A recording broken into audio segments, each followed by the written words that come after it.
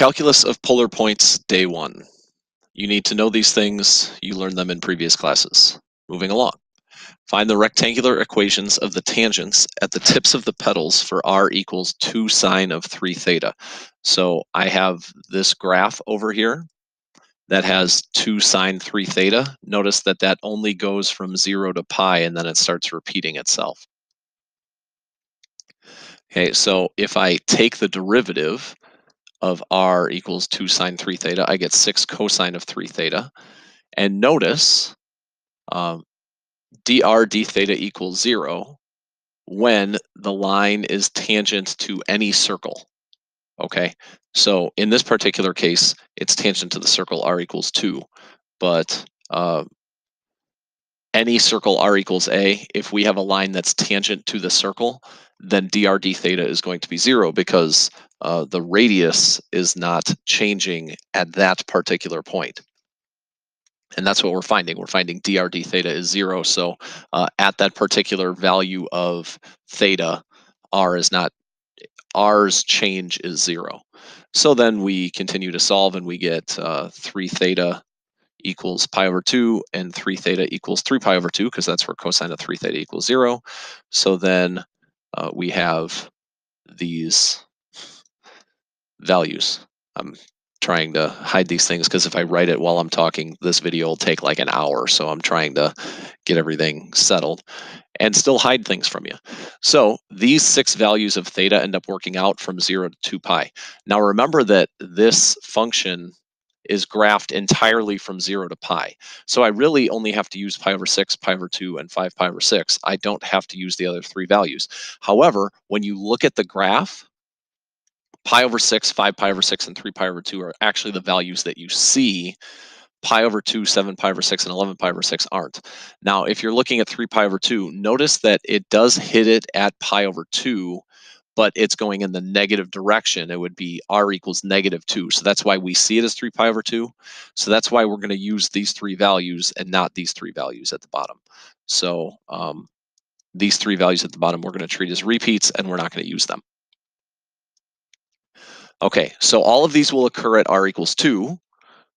Notice that that's true about the graph, and that makes sense because all of these values of theta make 2 sine of 3 theta, where sine equals 1. So that makes some sense. So now we must find the normal line. And when you think about this, all of these blue lines we have here are normal to this line. So they're normal to the line that goes from the origin, r, and is like r. I know I shouldn't have said is like r, but they're normal to r at the petal. Okay, so that's kind of what we're looking for.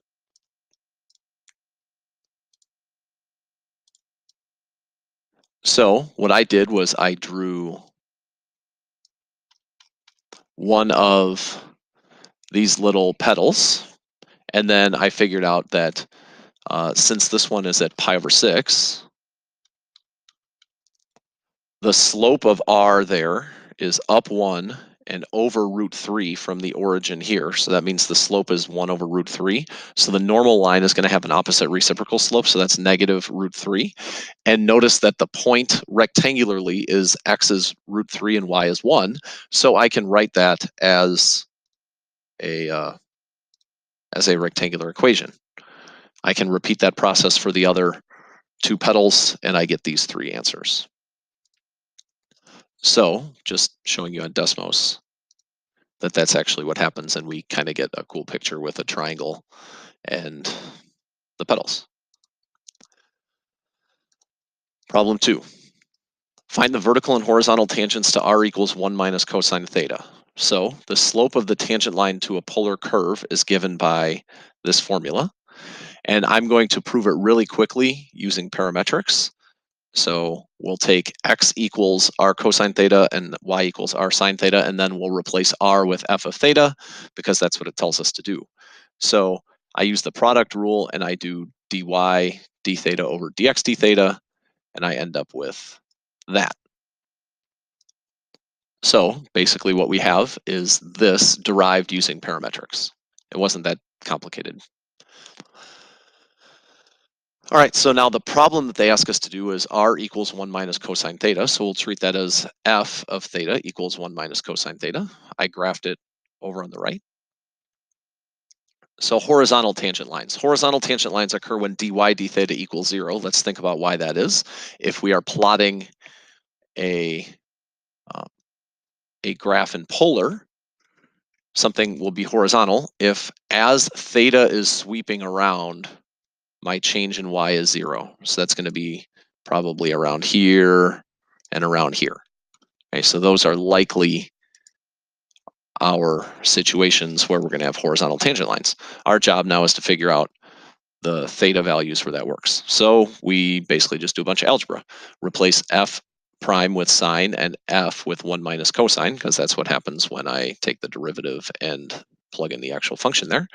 And then I just do a lot of algebra, a lot of algebra, a lot of algebra, factor, set equal to 0, realize that that works at 0, 2 pi over 3, and 4 pi over 3. So those horizontal tangent lines that I drew were at 2 pi over 3 and 4 pi over 3. Notice at 0 something weird happens. We have a cusp, so we'll talk about that in a minute. Um, try and hide that one. Also notice that I had a green arrow kind of showing up here. That's because, get out the way. Okay, good.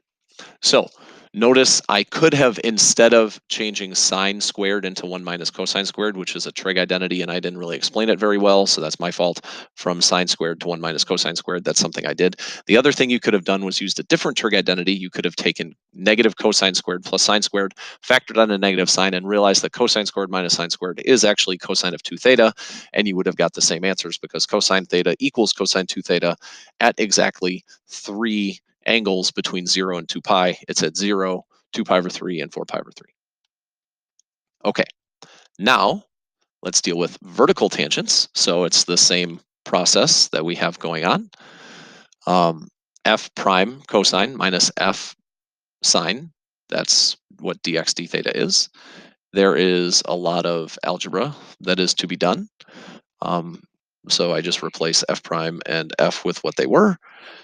I have 2 sine cosines, so I replace that with 2 sine cosine. And then I can either factor, which will show up on the left, or I can replace my function I can replace 2 sine cosine with sine of 2 theta. That's another trig identity that you learned in Algebra 2 and pre-calculus. So I could do either way.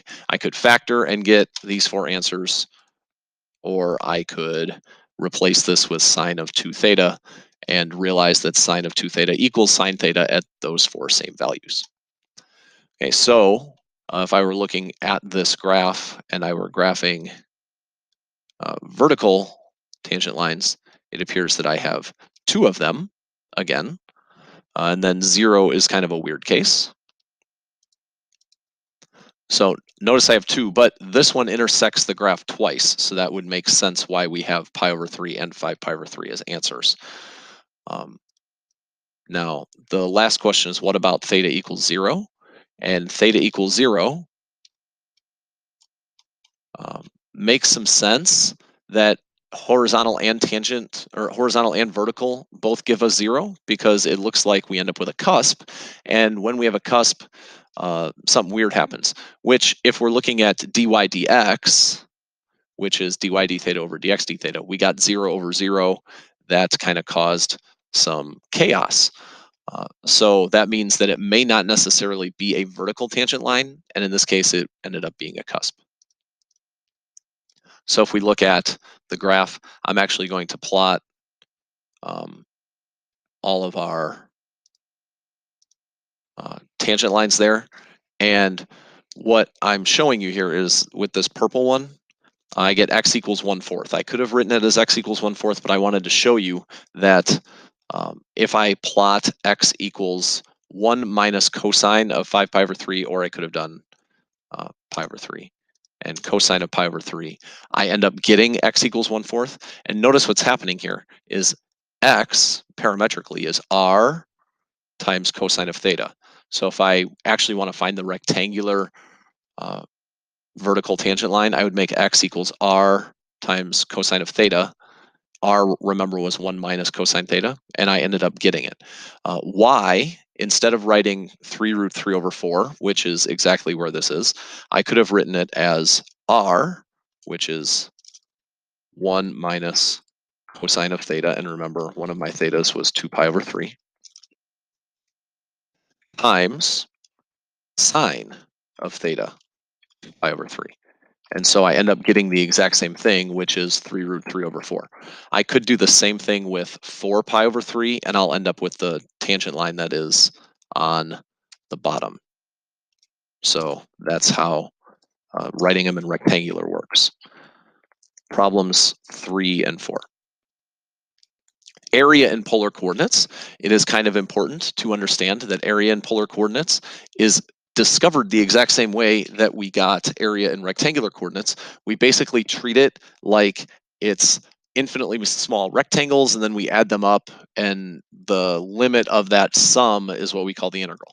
Well, instead, in polar coordinates, instead of there being rectangles, they're actually infinitely small sectors of a circle. So the sector of a circle, the area formula for the sector of a circle is pi r squared, which is the area formula for a circle, times whatever the angle is over 360 degrees. That was something you actually learned in geometry. Now we're going to continue, instead of using 360, we'll now use 2 pi, since radians are way better for our purposes than degrees. And then we do a little calculation. Pi divided by 2 pi ends up being 1/2, and we get 1/2 times r squared times theta. Now notice, if we're taking a bunch of thetas, so basically what I want to do is I want to make this infinitesimally small, so make the angle super small. That's how it becomes a d theta, and we're just going to sum all of them up with an integral. So I have 1/2 times the integral from alpha to beta, and alpha and beta are two angles that we're dealing with. So it's 1/2 times the integral from alpha to beta of r squared d theta. This is something you have to memorize. So you have to memorize 1/2 times the integral from alpha to beta of r squared d theta gives you area in polar coordinates. Okay, problem 3. Find the area in the plane enclosed by the cardioid, r equals 2 times 1 plus cosine theta. So since cardioids have 2 pi as their period, or how long it takes to cycle the whole thing, we're going to go from 0 to 2 pi, and then 1/2, and then I'm finding the area of this. So this is my r, and I'm going to square it. Now it's just a bunch of algebra. So I'm going to show you the algebra relatively quickly, but 1 plus 2 cosine theta plus cosine squared. Then cosine squared, I used one of the identities at the beginning to turn it into 1 plus 2 cosine, or cosine 2 theta over 2, and then I separated the parts. 1 plus 1/2 is 3/2. And then I just integrated. So I integrated all of these parts, and then I multiplied the 2 in, and then I plugged in 2 pi and 0, and I got 6 pi minus 0 minus 0 plus 0 plus 0 plus 0, or whatever, and I end up with 6 pi. Find the area enclosed by one petal of the rose curve here. Well, actually, I should probably go back to this. Oh, I actually really didn't need to do that at all, because there was nothing all that exciting about that problem. Okay, problem 4. Find the area enclosed by one petal of the rose curve. So I'm going to go from negative pi over 4 to pi over 4. And the reason why I'm doing that is because that is one petal of the rose curve. So if I went from 0 to pi over 4, that would be the top. And if I went from negative pi over 4 to 0, that'd be the bottom. So when I add them together, I get one whole petal of the rose curve. So 3 squared is 9. I'm moving the 9 out. I'm using cosine squared of 2 theta, and I'm using an identity for that. And then I'm going to move the 1/2 out. So that's how the 9/4 is going to start showing up. So 9, stop it, 9/4 times theta. So notice that after I move this 2 out, it's 9/4 times 1 plus cosine of 4 theta. That's where that comes from. And then cosine of 4 theta's integral, or antiderivative, is 1/4 sine of 4 theta. So now I'm going to substitute stuff in, and I end up with 9/4 times pi over 2. Now, the thing in green is actually kind of interesting. So what we're finding is that I just found this area. But if instead I find the integral from 0 to 2 pi, that's tracing it from 0 to 2 pi. That's essentially finding this area plus this area. And notice that that should be the same area. And I did a little calculation of that, and it ends up working out. So that's good. If we go from 0 to 2 pi, that actually does the exact same thing, and the numbers are pretty easy to calculate. So that means that if instead I do 0 to 2 pi instead of negative pi over 4 to pi over 4, I still get the same answer. It uses symmetry to get what I need. Problem 5, find the area inside the cardioid and outside the circle. So if we look at picture number 1, there's both drawn together. And then what I'm really trying to do is I'm trying to find this area. So the area inside the cardioid, but outside the circle. Now notice what that means is that means that I have to find basically the area of the whole cardioid and then subtract 2 parts. I have to subtract the area of half of the circle, and then I also have to subtract the area of this section of the cardioid. So those are the 2 parts that I'm subtracting. This part of the circle over here is irrelevant for our problem. So once again, I'm subtracting half of a circle and one little section of a cardioid. So basically what we have to do is we have to figure out where these points intersect in terms of theta. This point is at pi over 2. So I'm going to subtract the pi from 0 to pi over 2 of the circle, and then I'm going to subtract from pi over 2 to pi of the cardioid. So just recall that the area of the entire cardioid, we did this in problem 3, the area of the entire cardioid is 6 pi. So I'm going to take the area of the entire cardioid, then I'm going to subtract the area of this half circle, which is from 0 to 2 pi, 1/2 times the integral from 0 to 2 pi of 2 sine, I forgot to write the squared, my bad, minus 1/2 times the integral from pi over 2 to pi of the cardioid. So that's the red section. Really, this is just a semicircle of radius 1. And from problem 3, we know that that integral is 3 theta plus 4 sine 2 theta plus 1/2 sine 2 theta. And that'll make our lives way easier instead of recalculating everything. So since this is really just a semicircle of radius 1, that's pi times 1 squared over 2.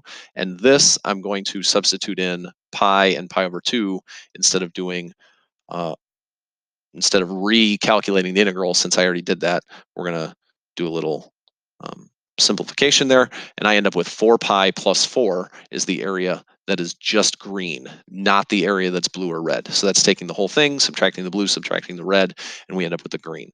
So that is how that one goes. Once again, do a little Desmos. So what we're doing here is we are taking this and we want to find the area of the whole thing, which means we're going to subtract the blue and the red, and we end up with just the black. Okay, now, final problem. Find the area inside of 3 times 1 plus cosine theta and outside 2 sine theta. Recall from yesterday's notes, or the last time you watched notes, Uh, these two things were actually done in a problem that we've already done, and they intersect at theta equals tangent inverse of -12/5, which is theta is like negative 1 point something, and then we added pi, and we got 1.965587. I could have kept more decimal places, but didn't feel like it. So that point is there. Just keep that in mind. So first thing we're going to do is we're going to find the area of the whole thing, so the area of the entire red, and then we're going to subtract a couple things, and we have to kind of figure out how to do that. So um, 9 halves times this integral. Recall that that integral is 3 theta plus 4 sine 2 theta plus sine of 2 theta over 2. We're going to evaluate it from 0 to 2 pi, and we end up with 27 pi over 2. Now, what I have to do is I have to figure out what I'm actually subtracting. So let's go here. And what I actually have to subtract is I have to subtract the semicircle from 0 to 1.9655, whatever that is. So notice I'm getting rid of that right now.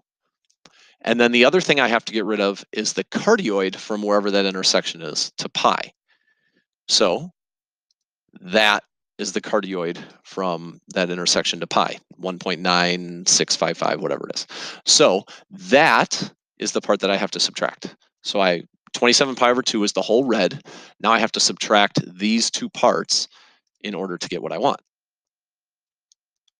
So now I'm going to subtract the integral from 0 to 1.965587 times 1/2 of 2 sine theta squared. That's the circle. And then this part over here is the part of the cardioid that goes from here over. So when part of the circle, part of the cardioid, and then I just did these on a calculator and I found them to be 2.32 and 0.429. And then when I subtract them from 27 pi over 2, I get 39.662.